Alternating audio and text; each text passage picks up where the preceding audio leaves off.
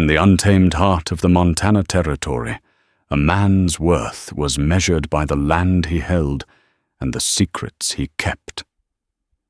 For Jedediah Stone, a rancher walled in by grief, a violent storm was just another Tuesday.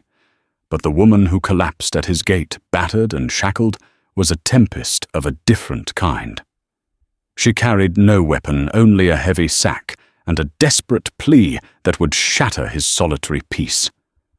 What he was about to find inside that sack wouldn't be gold or silver, but a truth so dark and dangerous it would force him to question everything he knew about justice, honor, and the thin line between a savior and a sinner. The sky over the Big Sky country had turned the color of a deep bruise. Rain driven sideways by a wind that shrieked like a banshee hammered against the stout log walls of Jedediah Stone's ranch house. It was a fury of a storm, the kind that reminded a man of his insignificance in the grand, brutal theater of nature. Jedediah, or Jed as most folks knew him, was outside his worn duster plastered to his broad shoulders, wrestling with a stubborn gatepost the wind was trying to tear from the earth. He was a man carved from the same rugged material as the land he worked, his face weathered by sun, and worry was a map of a hard life. His eyes, the color of a winter sky, held a permanent sadness that had settled there 3 years ago, the day he buried his wife Martha and their infant son Daniel, victims of the fever that swept through the valley. Since then, his ranch, aptly named Stone's Throw, had become his entire world, a fortress of solitude built to keep the ghosts of the past inside and the complications of the living world out. A flash of lightning split the heavens, and in that stark, momentary daylight, he saw it. A shape slumped and struggling against the gale, moving towards his gate. It was a horse and rider, but they moved with a drunken, desperate lurch. The horse, a fine-looking chestnut, was clearly exhausted, its head hanging low. The rider was a slight figure, clinging to the saddle horn as if their life depended on it, which in this weather it probably did. Jed squinted his hand, shielding his eyes from the deluge. Travelers caught in a squall, this bad, weren't unheard of, but they were rare. Most had the sense to hole up in the town of Redemption, a good half-day's ride east.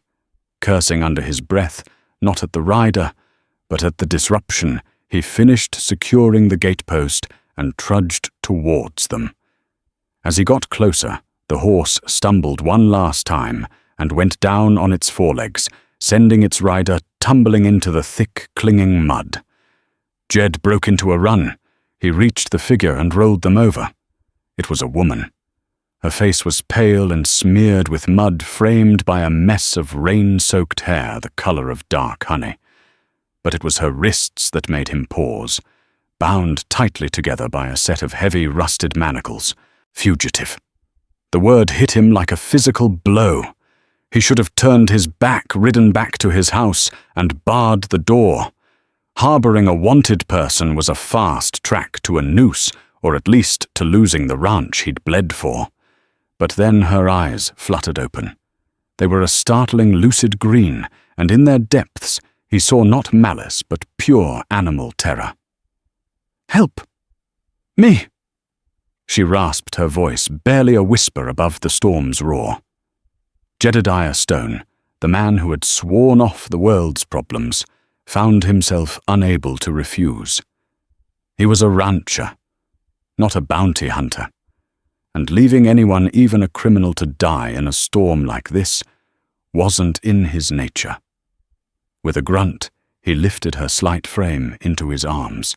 She was lighter than he expected, fragile as a bird. He carried her towards the house, the mud sucking at his boots with every step. The chestnut horse, with a whinny of gratitude, struggled to its feet and followed. Inside the warmth of the fire was a welcome shock. He laid her gently on the bearskin rug before the stone hearth, the firelight dancing across her pale features. He could see now she was younger than he first thought, perhaps no more than 25. Her dress was of fine make, though now torn and soiled. She was no common outlaw. As he worked to unfasten her sodden cloak, she stirred her eyes wide with panic. "The sack!" She choked out, her gaze darting towards the door.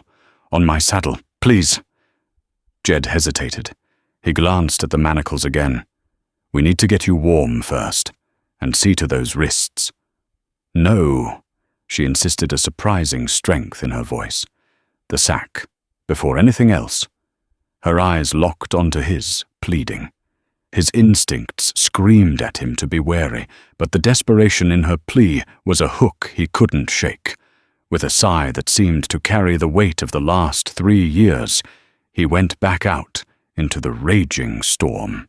He found her saddlebags on the exhausted horse, which he led into the relative comfort of the barn. One bag was light, containing little more than a few personal effects. The other was heavy, weighed down by something solid and lumpy. It was bound shut with thick leather cords tied in intricate stubborn knots. He brought the heavy sack back inside and set it on the floor beside her. Water dripped from it, pooling on the wooden planks. She pushed herself up on one elbow, her breathing shallow and ragged. The firelight cast long, dancing shadows across the room, making the scene feel unreal, like a fever dream. "Please," she said again, her voice cracking. "Take them off." Jed reached for the manacles on her wrists, assuming that's what she meant. His blacksmithing tools were in the barn. He could probably pry them open. "Not these," she gasped, shaking her head weakly and nodding towards the sack. "The cords. Take them off the sack." A cold knot of apprehension tightened in Jed's stomach. What could possibly be in there that was more urgent than her own freedom? His mind raced through grim possibilities, stolen payroll, incriminating evidence, something far worse. He knelt, pulled the bowie knife from the sheath on his belt, and with a few deft slices cut through the wet leather cords. The sack fell open. Jedediah Stone stared down at the contents, and a sharp, involuntary gasp escaped his lips. His blood ran cold. The warmth of the fire vanished, replaced by an icy dread that gripped his very soul. This was no simple fugitive. This was something else, entirely. Lying on the rough canvas was not gold, not jewels, not anything he could have ever conceived of. There was a sheaf of papers, a land deed stained with a dark, ugly blotch that could only be dried blood. Beside it lay a small silver locket engraved with the initials A.V., and nestled next to that, tarnished and grim, was a deputy's badge. But it wasn't just any deputy's badge. Jed recognized it instantly. It belonged to Deputy Miller, a young man who had served under Sheriff Corbin Blackwood, a young man who, according to the official story, had tragically drowned in the river 2 months ago. And the land deed, the one stained with blood, was for the parcel of land directly bordering his own, the old Vance property rumored to be worthless, but Jed knew better. He knew it held the headwaters of the Whisper Creek, the only reliable water source for 50 miles in any direction. He looked from the shocking contents of the sack to the pale, desperate face of the woman on his floor. Everything he thought he knew about his quiet corner of the world had just been dynamited. The storm outside was nothing compared to the one that had just broken inside his house. The silence in the room was thick and heavy, broken only by the crackle of the fire and the distant howl of the wind. Jed remained frozen, crouched over the sack, his mind struggling to process the impossible tableau before him. A bloody deed to the land he coveted for its water, a locket, and the badge of a man presumed dead by accident. He slowly raised his gaze to meet the woman's. Her green eyes were fixed on his, watching for his reaction, her chest rising and falling in shallow, anxious breaths. "Who are you?" Jed's voice was low, rougher than usual. "My name is Elara. Elara Vance." she said, her voice gaining a sliver of strength. The deed. It was my husband's. Vance? The name clicked into place. Augustus Vance, the wealthy speculator from back east who'd bought the land site unseen a year ago. Folks in Redemption said he was arrogant, that he'd planned to build some kind of grand estate, but had lost interest. Then came the news of his death, a hunting accident, Sheriff Blackwood had said. A tragic, solitary end. Your husband is dead. Jed stated the words, tasting like ash. A single tear traced a clean path through the grime on her cheek. He didn't die in an accident, Mr. Stone. He was murdered. Jed sat back on his heels, his knuckles white where he gripped the handle of his knife. The sheriff said, "The sheriff is a liar." She interrupted, her voice trembling with a potent mixture of grief and rage. He's the one who killed him. Jed felt a surge of instinctive disbelief. Sheriff Corbin Blackwood. Blackwood was a pillar of the community, a man who had helped Jed track lost cattle, who had shared a quiet drink with him at the saloon on more than one occasion. He was stern, to be sure, but a killer. It seemed preposterous. That's a heavy accusation to lay on a man of the law, ma'am. Jed said, his tone cautious. Is it Ilara pushed herself up further, her eyes flashing? Or is it a convenient truth for a man who controls what everyone in this valley hears and believes? She took a shuddering breath and began to speak her story, spilling out in a torrent, as if the dam of her silence had finally burst. She and her husband, Augustus, hadn't lost interest in the land. On the contrary, they had discovered its true worth. Not the water which they knew was valuable, but something far more lucrative. Silver, she whispered the word hanging in the air. Augustus was a geologist by training. He found a vein of silver ore in the northern hills of the property. Not just a pocket, a massive, rich deposit, enough to make us wealthier than kings. They had kept it a secret, planning to bring in their own team from Denver to work the mine, cutting out the greedy middlemen and the inevitable claim jumpers. But secrets, she said, have a way of seeping out in a small town. Sheriff Blackwood got wind of it. He'd approached Augustus under the guise of offering protection for the future operation. What he wanted was a controlling stake. Augustus refused. Ilara continued, her voice growing hoarse. He was a proud man. He told Blackwood he wouldn't be extorted by a backwater lawman. That was his mistake. A week later, Blackwood arrived at their cabin, not alone this time. He had his young deputy with him, the one whose badge now lay in the sack, Deputy Miller. He said it was their last chance to make a deal. Augustus ordered them off our land. Blackwood drew his gun. He said the land wouldn't be worth much to a dead man. What happened next was a chaotic blur of violence. Augustus lunged for Blackwood. The sheriff fired. Ilara screamed as her husband fell, clutching the deed to their land in his hand as he collapsed. The young Deputy Miller was horrified. He hadn't signed on for cold-blooded murder. "Sheriff, what have you done?" Ilara recounted the deputy's panicked words. "This isn't right." He started to back away, reaching for his own pistol. Blackwood turned on his deputy without a moment's hesitation. "Loose ends, son," he'd said, and fired again. In the confusion, as Blackwood was reloading, Ilara had acted on pure instinct. She grabbed the nearest heavy object, a cast-iron skillet, and struck the sheriff across the side of the head. He staggered back, dazed. She ran to her fallen husband, but he was gone. His blood was soaking the deed he still held in a death grip. She pried it from his fingers. She saw the dead deputy on the floor, and in a moment of crazed clarity ripped the badge from his vest. She didn't know why, only that it was proof he'd been there. She grabbed Augustus's locket from the mantelpiece, his last gift to her, and she fled. He put a bounty on my head the next day, she concluded, her body slumping with exhaustion from the telling. Said I was a black widow, that I killed my own husband for his fortune and murdered a deputy who tried to stop me. He put me in these. She rattled the manacles after he and his posse caught up to me near the crying river. I escaped during a transfer. Stole a horse. I've been running ever since." Jed listened, his expression unreadable. His gaze drifted back to the items on the floor. The story was wild, almost unbelievable.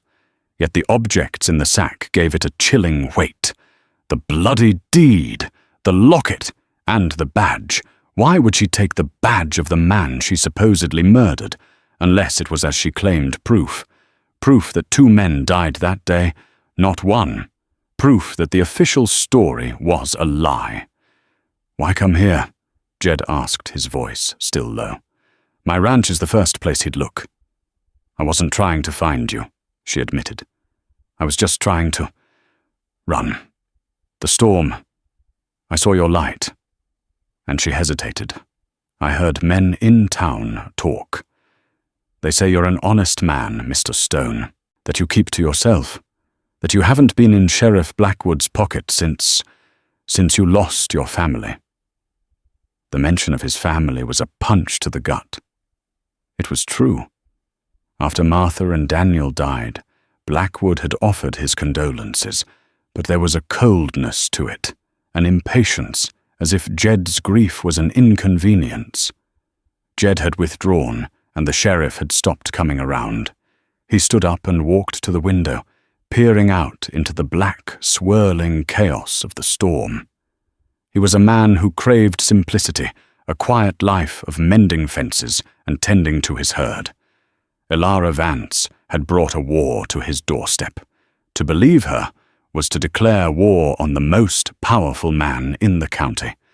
To turn her in was to condemn her to hang, and if she was telling the truth, to become an accomplice to murder. He thought of the water, the Whisper Creek. Blackwood knew Jed needed a better water source. He'd even offered to help him acquire the Vance land through county auction once it was seized, for a finder's fee, of course. At the time, Jed had thought it was just the sheriff's typical opportunism. Now it looked like something far more sinister. Blackwood hadn't just wanted the silver. He wanted control of all the valuable land in the area. He turned back from the window. He looked at the woman shivering and shackled on his floor. He looked at the damning evidence spilled from her sack. And he looked at the empty rocking chair by the fire, the one Martha used to sit in. His wife had believed in doing right no matter the cost. For 3 years he had done nothing but survive. Maybe it was time to do something right again.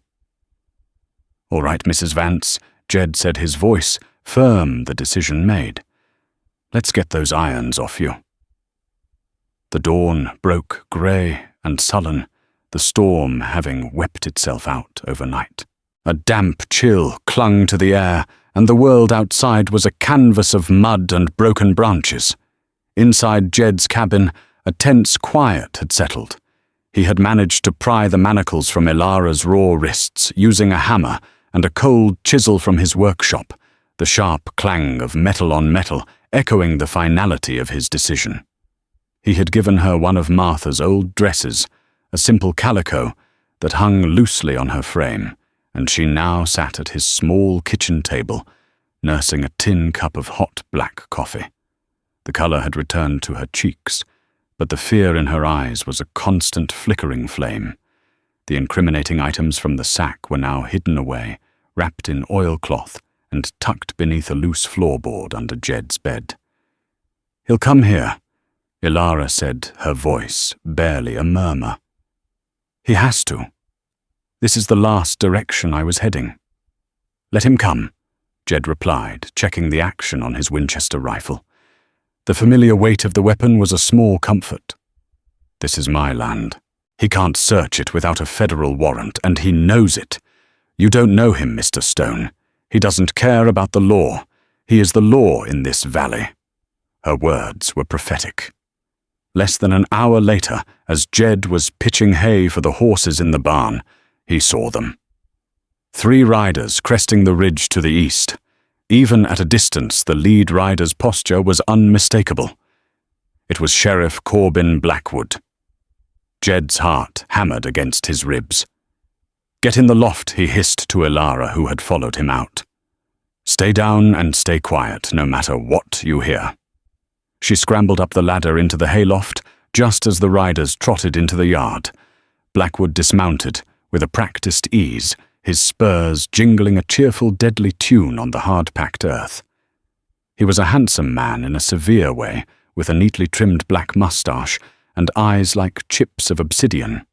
He smiled, but it never reached his eyes. "Morning." Jedediah Blackwood called out, his voice a smooth baritone. "Quite a blow we had last night." Corbin Jed nodded, leaning on his pitchfork, forcing a casualness he did not feel. "It was. Lost a few shingles. We're tracking a fugitive," Blackwood said, getting straight to the point. He gestured to the 2 grim-faced deputies behind him. "A woman. Dangerous piece of work. Murdered her husband and a deputy. You might have heard of her, Ilara Vance." Jed kept his face a neutral mask. "News travels slow out here." Blackwood's gaze swept the ranch yard, lingering on the barn, the house, the corral. It was the look of a predator, surveying its territory. "She was spotted heading this way late yesterday, riding a fine chestnut stolen from my stables. We found the horse this morning, down by the creek, its leg broken. Had to put it down." Jed's stomach clenched. He'd found the chestnut's empty stall in his barn that morning. Ilara must have let it go in the night, hoping to throw off the trail. A smart move, but a costly one. "Haven't seen anyone," Corbin Jed said, his voice level. "Just me and the storm."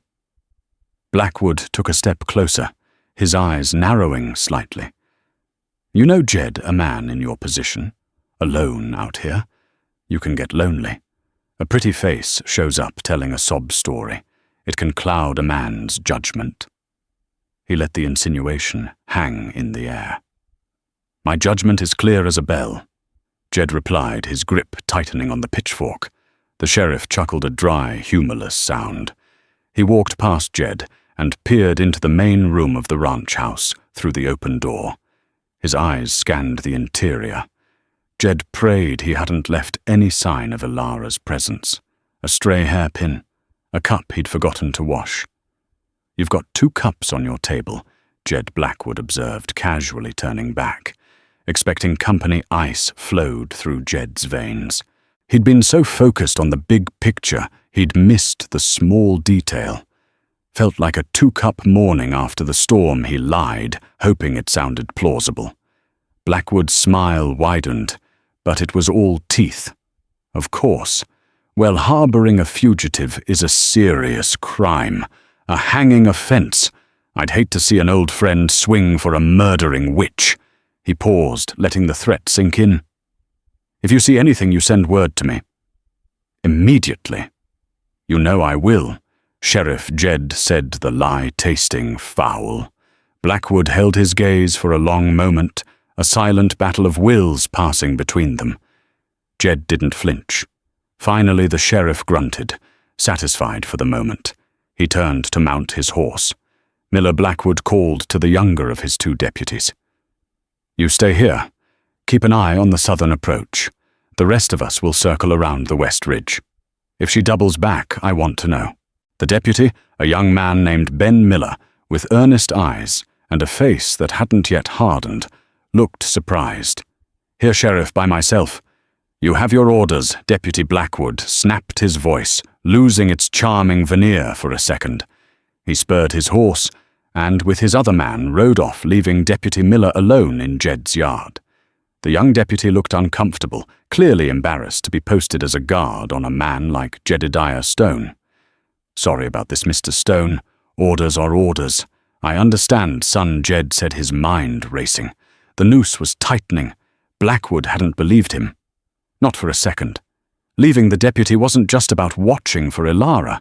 It was about watching him. He was a prisoner on his own land. After the deputy had taken up a position on a small rise overlooking the ranch, Jed went back into the barn. He looked up at the hayloft. "He's gone," he said, quietly. But he left a watchdog. Ilara climbed down her face, ashen. He knows I'm here." He suspects Jed corrected her, though he felt the same cold certainty she did. "And he's laid a trap for me. He wants me to make a mistake." They stood in the dusty, quiet barn, the smell of hay and horses filling the air. The vast Montana landscape, usually a symbol of freedom, now felt like the walls of a cage. Blackwood's shadow loomed over Stone's Throw, and Jed knew this was no longer a simple matter of hiding a fugitive. This was a siege, and a siege could only end one of two ways: with victory or with total destruction. 2 days passed under the watchful eye of Deputy Ben Miller. Jed went about his chores with a deliberate, unhurried pace, every action a performance for the young lawman on the hill. He mended the fences Blackwood's horse had passed, reshod his own mare, and cleared fallen branches, all the while acutely aware of the pair of eyes on his back. Ilara remained hidden, a ghost in his house, moving from the loft to the root cellar, never daring to show her face at a window.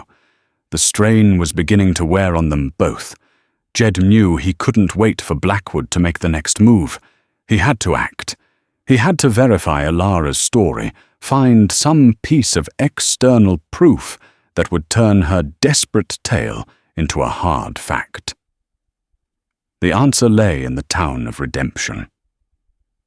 On the morning of the 3rd day, he saddled his horse. He strode out to where Deputy Miller was hunkered down, trying to stay warm in the crisp morning air. "I'm riding into town," Jed announced, his tone leaving no room for argument. "Need supplies. You can ride alongside me if you like, but I'm going." Miller, who looked tired and miserable, shifted uncomfortably. The sheriff said, "For me to stay put." The sheriff said to watch the southern approach, Jed countered, pointing. "The road to Redemption is east. She won't be going that way.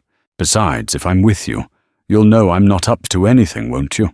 The young deputy, clearly out of his depth, relented. The ride to town was mostly silent, the tension thick between them. Jed decided to take a gamble. "You knew Deputy Miller, didn't you?" Jed asked casually. Not the one Blackwood had posted, but the one whose badge was hidden under his floorboards. The one who drowned. Ben Miller visibly stiffened. "Tom, yes, sir. We came up together." Tom Miller. No relation, just a coincidence of name. Tragic thing, Jed mused. Good swimmer was he. Ben hesitated. Best in the county. Won a medal for it at the fair 2 years back. That's what made it so. Strange. He fell silent, as if realizing he'd said too much. Jed filed the information away. A seed of doubt planted. Redemption was a dusty collection of clapboard buildings lining a single main street. Jed tied his horse in front of the general store, telling the deputy he'd be an hour. His first stop, however, was not the store. It was Doc Abernathy's office. Elias Abernathy was a man whose face was as wrinkled as a dried apple, with shrewd, intelligent eyes that had seen more of life and death than anyone else in the valley. He was also a man who disliked Sheriff Blackwood on principle. Jedediah the doctor greeted him, peering over his spectacles. "Don't tell me that old bull finally gored you." "Not yet, Doc. I need to ask you something. Off the record."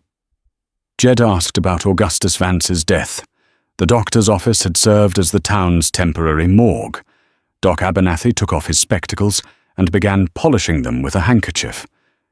The official report, signed by me, at Sheriff Blackwood's. "Urging," said Mr. Vance, suffered a fatal gunshot wound from his own rifle. A cleaning accident. And unofficially Jed pressed. The doctor leaned forward, his voice dropping to a conspiratorial whisper. Unofficially, the entry wound was from a .44 caliber pistol fired from a distance, not a rifle, And the powder burns were all wrong for a self-inflicted accident.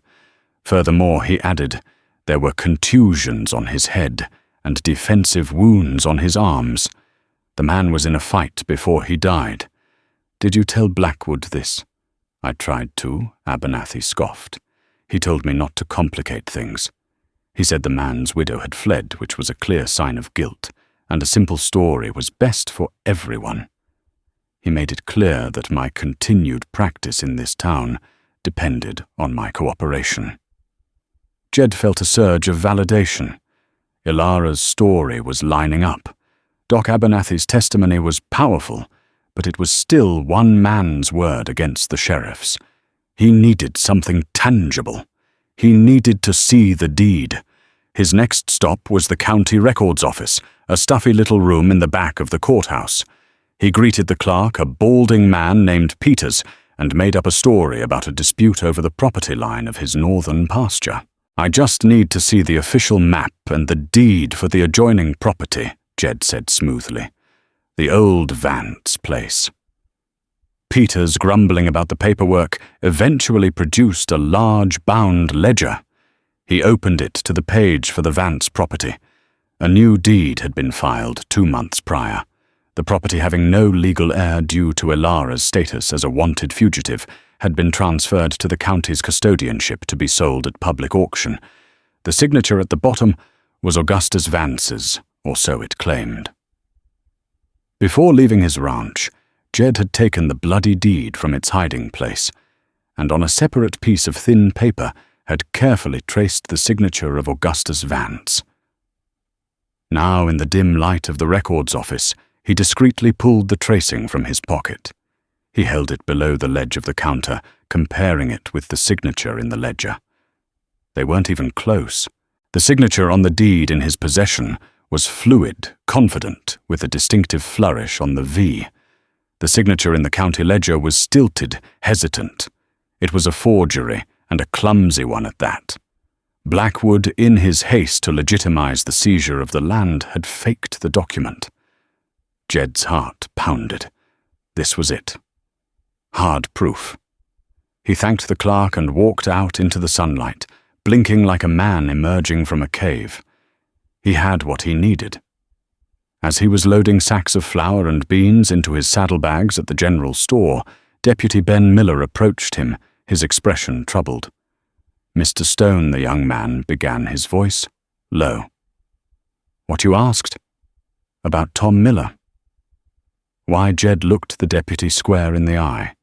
He saw not a henchman, but a confused kid wearing a badge that was too heavy for him. He decided to plant another seed. Because Tom was a good man, Jed said simply. And I've heard things that suggest his death wasn't an accident.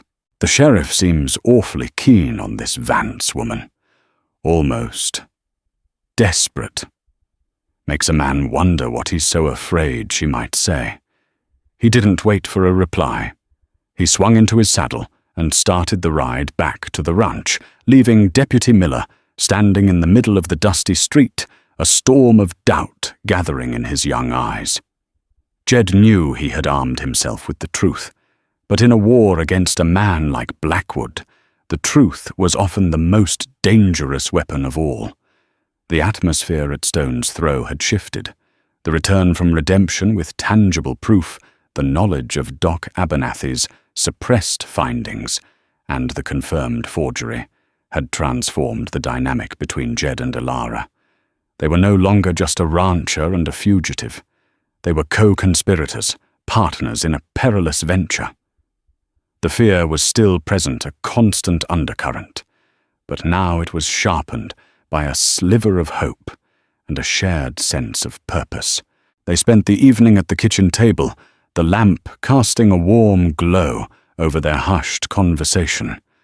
Ilara, having been confined for days, seemed to draw strength from Jed's discoveries. Doc Abernathy always said Augustus was a fool to trust anyone in this valley, she recalled softly, a sad smile touching her lips. He liked the doctor, said he was the only man here without dollar signs in his eyes. He's a good man, Jed affirmed, but he's old. Blackwood could ruin him. A bond was quietly forming between them, woven from threads of shared danger and mutual respect. Jed saw not a black widow, but a resilient, intelligent woman robbed of her husband and her future. Ilara saw not just a stoic, grieving rancher, but a man of deep, unshakable integrity, willing to risk everything for what was right. He found himself noticing the way the firelight caught the gold in her hair, the intelligence in her green eyes. He was feeling things he thought had been buried with Martha. Their planning was interrupted late the next night by a soft but urgent knocking at the door. Jed grabbed his Winchester, his heart leaping into his throat. Ilara flattened herself against the far wall out of sight. "Who's there?" Jed called out his voice, a low growl. "Mr. Stone, it's Deputy Miller. Ben Miller, I need to talk to you. Alone." Jed hesitated, his mind racing. Was this a trap? Had Blackwood sent the boy to trick his way inside? He cracked the door open a few inches, the barrel of the rifle still visible. Deputy Miller stood on the porch, his hat in his hands. He was pale and agitated, his eyes wide and darting nervously into the darkness behind him. He wasn't wearing his gun belt. "What do you want?" "Deputy. What you said in town about Tom Miller," stammered. It got me thinking. The sheriff, he's been acting strange ever since Tom died. Jumpy, angry, and the way he's obsessed with Mrs. Vance. He took a deep breath. Tonight a rider came from Redemption. A man I've seen before, a hired gun named Silas Croft. He and the sheriff were talking. They thought I was asleep. Miller's voice dropped to a near whisper. I heard them. Croft asked Blackwood what he wanted done about you. The sheriff said, "Give it another day. If Stone doesn't break, we'll have to tie up loose ends." Then he mentioned your ranch, and the woman. He told Croft to be ready. Jed's blood ran cold. Blackwood was done waiting. He was preparing to eliminate them all. That's not all, Miller continued, his words tumbling out. After Croft left, I went through Tom's things. The sheriff gave me his box of personals to send back to his family. I never did. I found a letter Tom had been writing to his sister. It was unfinished.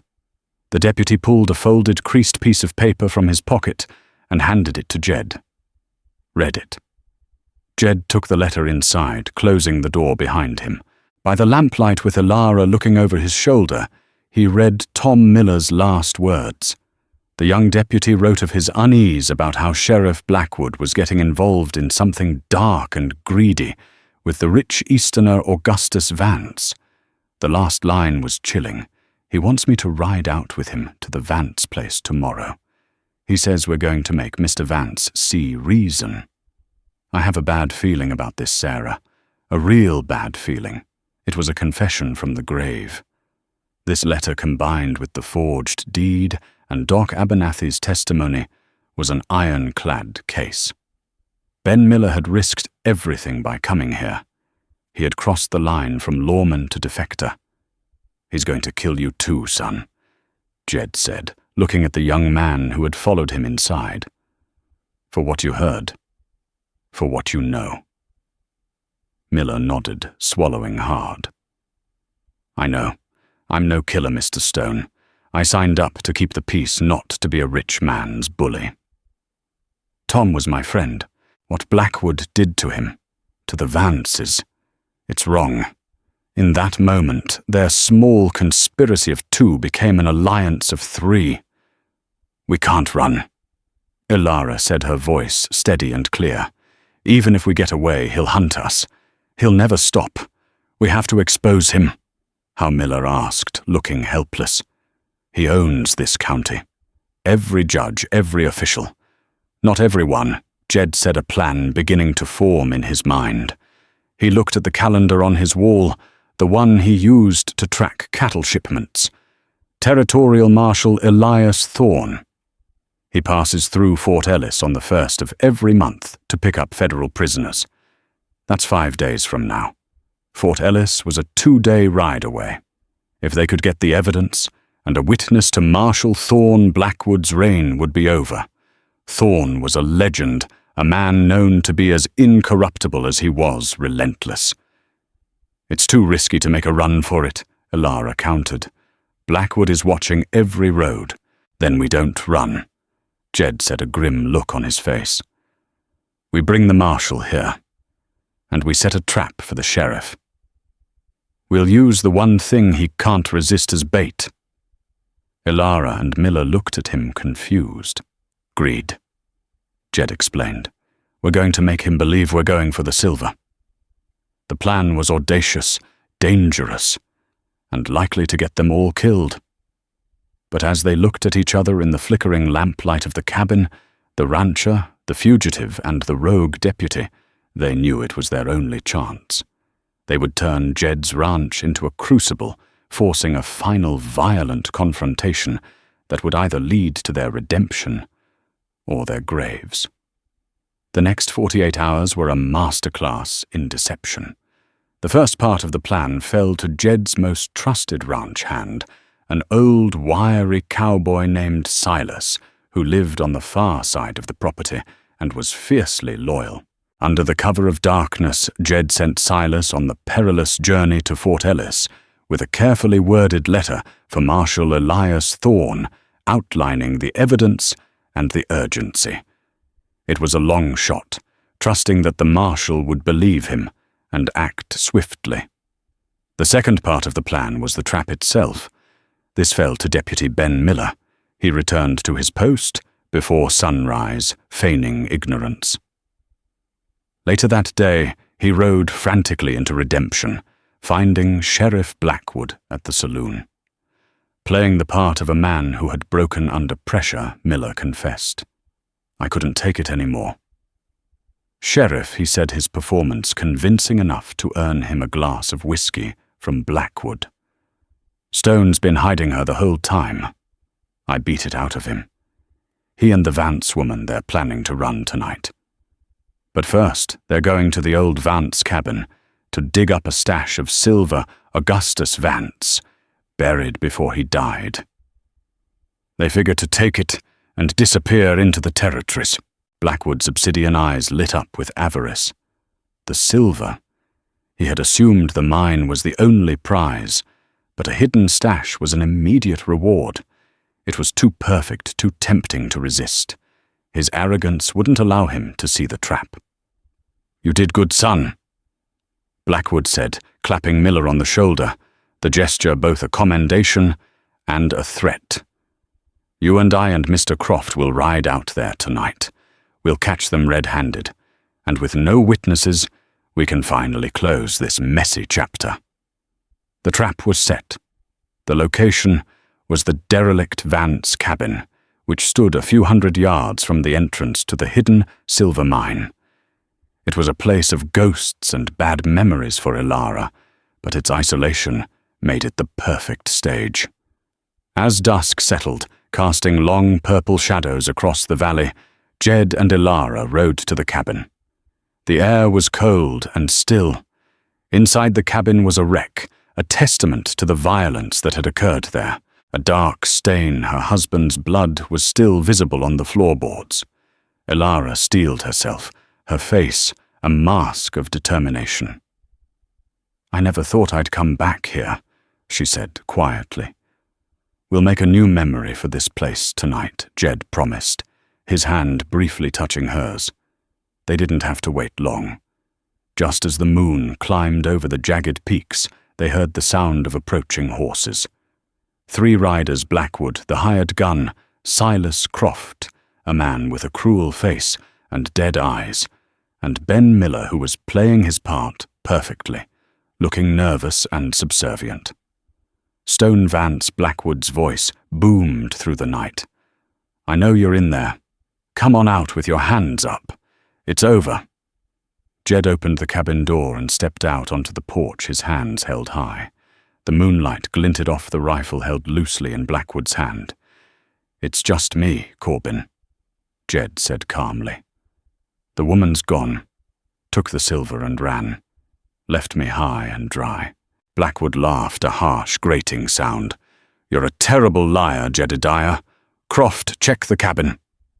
The hired gun dismounted and swaggered towards the porch, a long-barreled Colt in his hand. As he stepped into the doorway, Ilara, who had been hiding behind the door, swung a heavy piece of firewood, striking Croft hard across the back of his knees. The gunman howled and crumpled to the floor. At the same instant, Jed dropped his hands and drew the Colt peacemaker that had been tucked into the back of his belt. It's over, Blackwood. Blackwood, shocked by the sudden turn, reacted with pure killer instinct. He fired his rifle not at Jed, but at Ben Miller. The young deputy cried out and fell from his saddle, clutching a bloody shoulder. He had served his purpose. He was now just another loose end.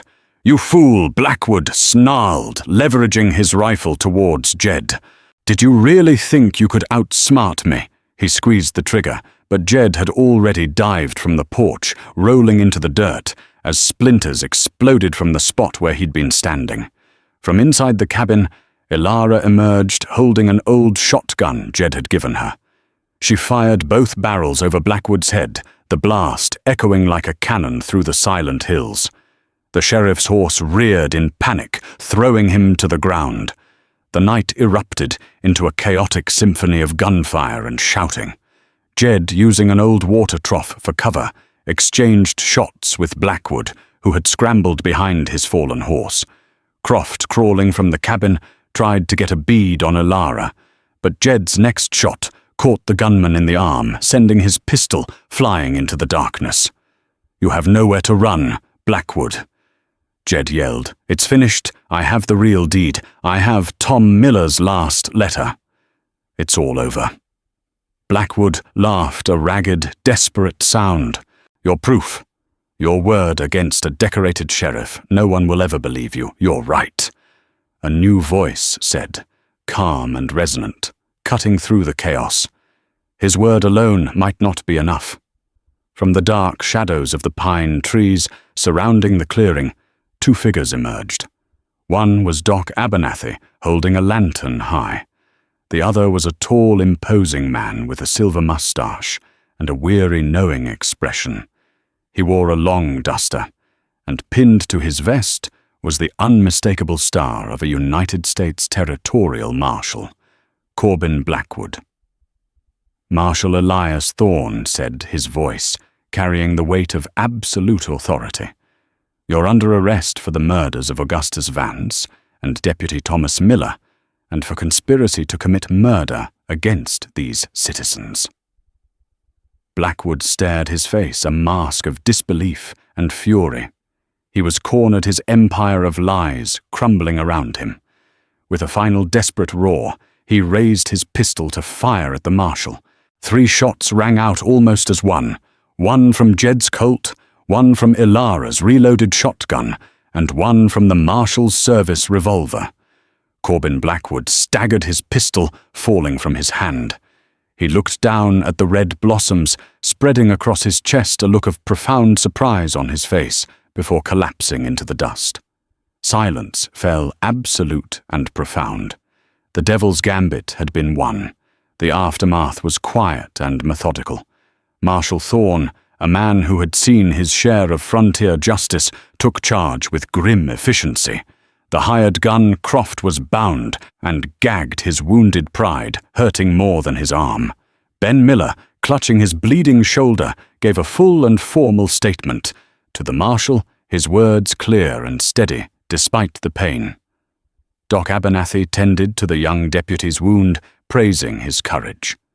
The body of Corbin Blackwood lay in the moonlight, a final stark testament to the greed that had consumed him. There was no glory in his death, only a quiet, pathetic end to a reign of terror. Marshal Thorne listened intently as Jed and Ilara recounted their story, occasionally nodding as they presented the evidence, the blood-stained deed, the forged county record Jed had described, and Tom Miller's heartbreaking final letter. I received your man's message, Mr. Stone Thorne said, his gravelly voice holding a note of respect. It was compelling. I decided to expedite my travel. It seems I arrived just in time. He looked from Jed to Elara, his gaze lingering on her for a moment. Mrs. Vance, on behalf of the Montana Territory, I apologize for what you've endured. Your name will be cleared.